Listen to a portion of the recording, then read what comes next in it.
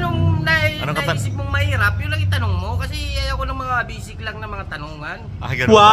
Kung medyo na mahirapan naman ako mag-isip. Oh, sige, para doon tayo sa history ng Pilipinas na bayani. Bayani. Oh, no! Kilala mo si Jose Rizal, di ba?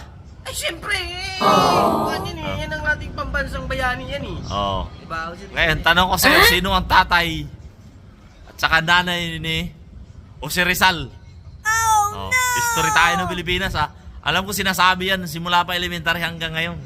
Mga magiting nating mga teacher. Pinagbintangan mo pa yung mga teacher, ano? Maloko yung mga teacher mo dati, hindi sinasabi.